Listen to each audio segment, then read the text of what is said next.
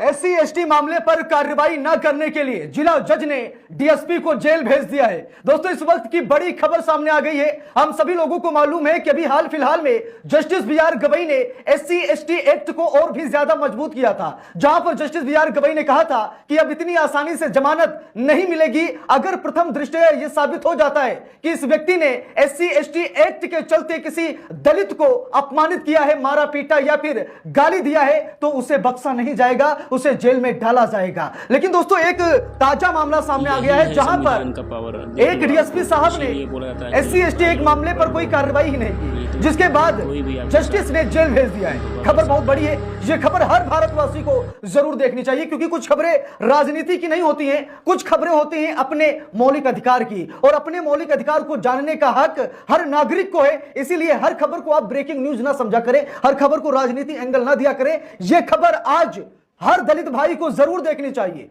कि उनकी पावर क्या है इस देश में, उनकी ताकत क्या है, उनके साथ संविधान कैसे खड़ा है। आज उन लोगों को अपनी ताकत जरूर देखनी चाहिए। दोस्तों, द मूक नायक की रिपोर्ट है और लिखा भी है, एससी एसटी मामले में कार्रवाई नहीं करने पर कांचीपुरम जिला जज ने डीएसपी को भेजा था जेल। मद्रास हाई कोर्ट ने आदेश किया रद्द। जानिए अदालत ने क्या कहा। आप जरा देखिए, किसी दलित को परेशान करने का नतीजा क्या हो सकता है। एससी एसटी एक्ट इतना मजबूत और ताकतवर हो गया है जिससे कि दलितों में काफी ज्यादा खुशी है।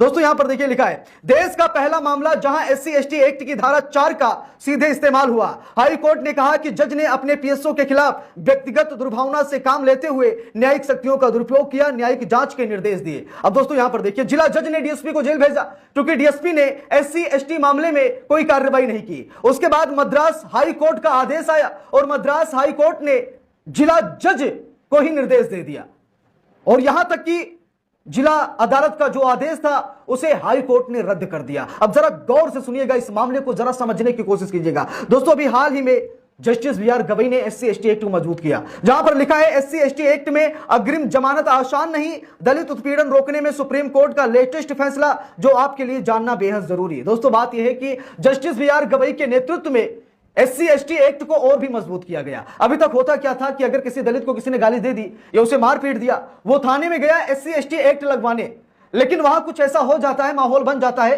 कि आरोपी पर कोई कार्रवाई नहीं होती, मामले को सल्टा दिया जाता है। अब जस्टिस बीआर गवई ने कहा, माननीय न्यायालय ने कहा कि अगर प्रथम दृष्टया आरोप सिद्ध हो रहे हैं कि हां सच में उसने दलित को परेशान किया, अपमानित किया, मारा या फिर पीटा है, तो इतनी आसानी से अब जमानत नहीं मिल पाएगी। सुप्रीम कोर्ट ने एससी एसटी एक्ट को मजबूत किया। लेकिन उसके बाद जब यह मामला मद्रास का सामने निकल कर आया तो लोगों ने कुछ अपने अपने विचार भी रखे। क्या विचार रखे, इसको लेकर भी चर्चा करेंगे, क्योंकि